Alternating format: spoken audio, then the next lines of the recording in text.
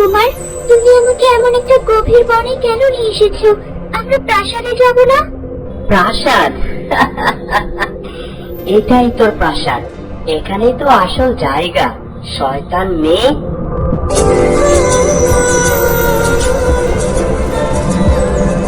মিহির, কি হয়েছে তোমার? তোমার এই রূপ দেখে তো বড্ড ভয় লাগছে আমার। আর তুমি এভাবে বা কথা বলছো কেন আমার সাথে? আমাকে প্রাসাদে নিয়ে চলো। চল চল, তোকে তো প্রাসাদে নিতেই এসেছি। ওই যে সামনেই প্রাসাদ।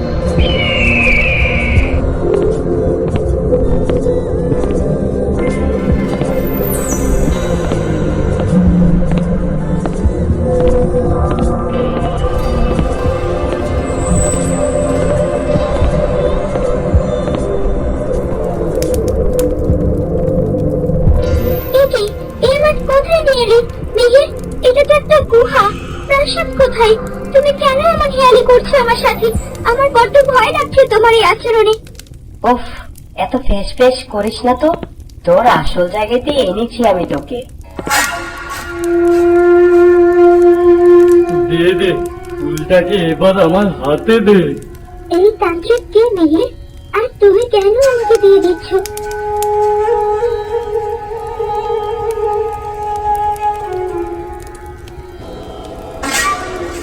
এ তোর মিহির। এই তো আমার রাজপুত্র মিহির আমার সামনে দাঁড়িয়ে আছে। এই তোর মিহির। দাঁড়া, তোর মিহিরের আসল রূপ আমি দেখাচ্ছি।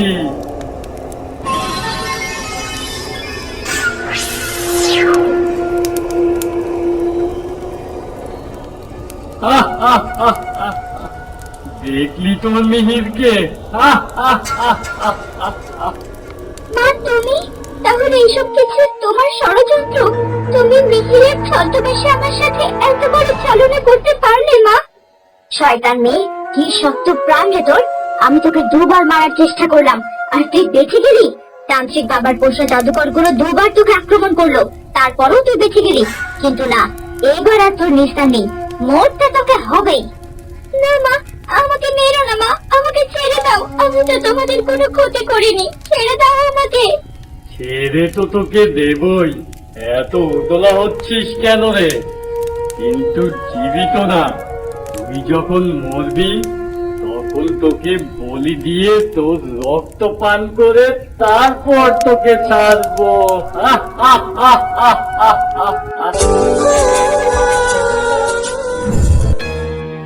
কি ব্যাপার, এতক্ষণ হয়ে গেল, তুমি তো কোনো সংবাদ দিলে না। প্রাসাদে তো কোনো হয়েছে নেই। তোমায় যে একটা কাজ দিয়েছিলাম, তার কি হলো? ক্ষমা করবেন রানীমা, কিন্তু আমি কাজটা করতে পারিনি। কি? কেন পারোনি?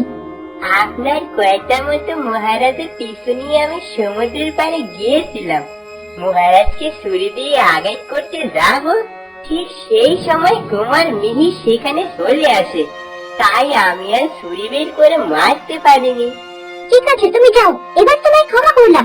তবে এরপর কোনো কাজ করে যদি তা না করতে পারো, তবে তোমার কপালে শনি আছে।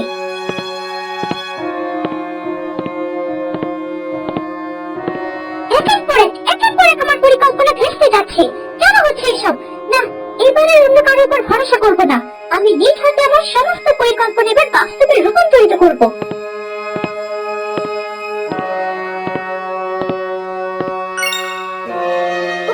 কুমার, তুমি এখানে? কি ব্যাপার তরুলতা, তুমি আমাকে দেখে এইভাবে ভয় পেয়ে গেলে কেন? ভয় কোথায়? আমি তো তোমাকে দেখে আরো খুশি হয়েছি। তোমাকে তো ঠিক মতো দেখতেও পাই না, এত ব্যস্ত থাকো তুমি।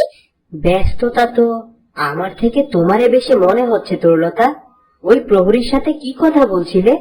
প্রহরী? কোন প্রহরী? মিথ্যে বলো না, আমি দেখেছি মায়ের দ্বারারক্ষীর সাথে তোমায় কথা বলতে।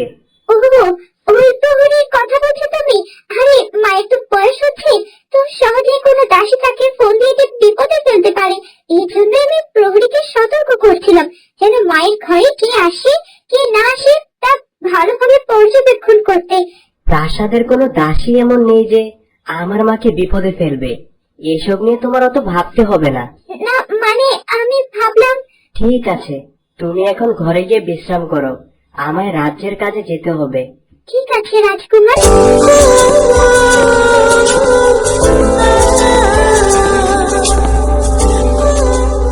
পদে পদে বিপদ হচ্ছে আমার।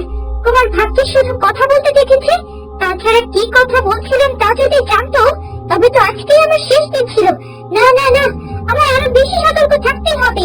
আর এই পাখিটাকে মরলো নাকি এখনো কি কোনো খোঁজ খবরই নেই? বাবা, একে হাতে নিয়ে দাঁড়িয়ে আছেন কেন? এর কই মাছের জান, দেখবেন আবার কোন পাকফকুর দিয়ে বেঁচে যাবে। তার থেকে ভালো এখনই শেষ করে দিন। মোহিনী একদম ঠিক বলেছে। বড্ড তাজা প্রাণ রে তোর তরুলতা।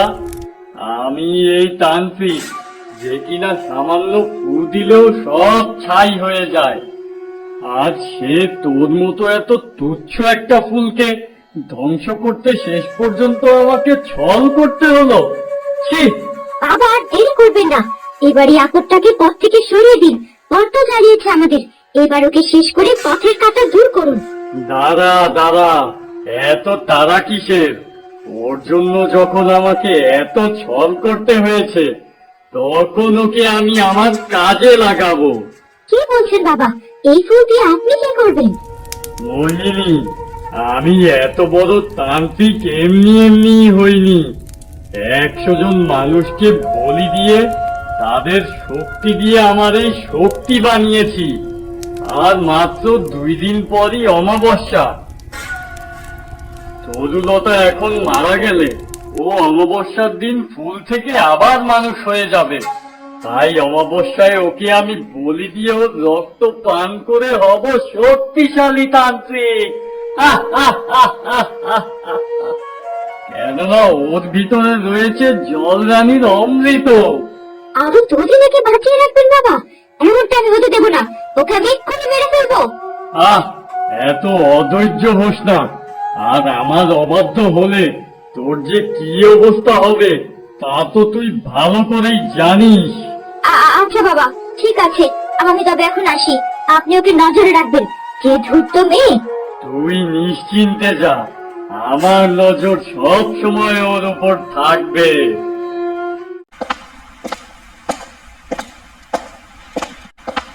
ব্যাপারটা তো মোটেও ভালো ঠেকছে না আমার। রানী দ্বাররক্ষী হঠাৎ আমার পিছু নিয়ে সমুদ্রে গেল কেন? উত্তরেও তো তেমন কোনো জবাব দিতে পারলো না। আর সেদিন ওই বিষের ব্যাপারটাও তো এখনো খোলাসা হলো না। পাখিটাকে একবার ডাকি তো। প্রহরী, প্রহরী!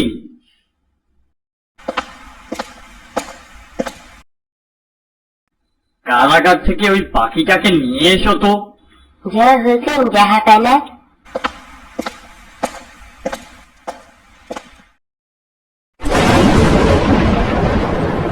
সর্বনাশ, এই খাঁচাটা খুললো কে? রাজামশাইকে এবার কি উঠতে দেবো আমি? আমার প্রাণটাই না চলে যায়। মহারাজ তো এই কথা শুনলেই অগ্নিশর্মা হয়ে উঠবে। দেখি তো একটু আশেপাশে খুঁজে পাখিটাকে পাই কিনা।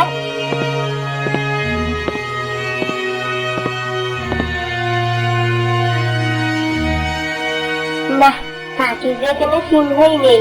যাই, এবার মহারাজকে সত্যিটা বলে গিয়ে। আর কোনো উপায় নেই।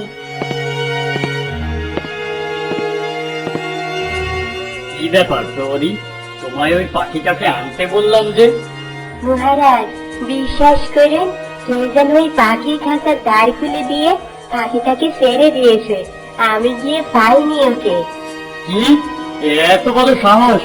আমার বন্দিকে আমার অনুমতি ছাড়া মুক্ত করে দেয় কে? যাও, এক্ষুনি খুঁজে বের করো এই কাজ কে করলো, আর তাকে জলদি আমার সামনে নিয়ে এসো। যা হুকুম মহারাজ। আমার অনুমতি ছাড়া পাখিটাকে কে মুক্ত করলো? তার মানে কি এই যে পাখিটাকে মুক্ত করেছে সে চায় না যে পাখিটা আমার সাথে কথা বলুক? তার মনে কি ভয় ছিল যে পাখিটা আমাকে সব সত্যি বলে দেবে যে শিয়েছে? এতটুকু তো আমি নিশ্চিত যে রানীর খাবারে অবশ্যই বিষ ছিল। না, আমায় এ বিষয়ে রানীর সাথে পরামর্শ করতে হবে। কিন্তু না, যাই আবার গিয়ে একটু দেখে আসি শয়তান মেয়েটা বাবার কাছে আছে কিনা।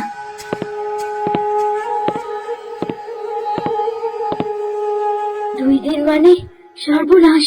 কি হবে 2 দিন পর? আর কোন তান্ত্রিকের কথা বলছে মোহিনী? আমাকে আর পিছু নিতে হবে।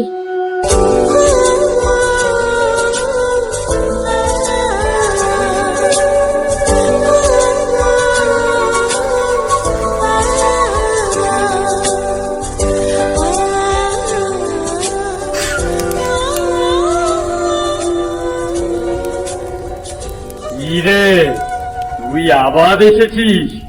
এই না গেলি? বাবা, আমি কিছুতেই শান্তি পাচ্ছি না। আমার মনটা বড্ড পোড়াচ্ছে। মনে হচ্ছে এই শয়তান মেয়ে এবারও বেঁচে যাবে।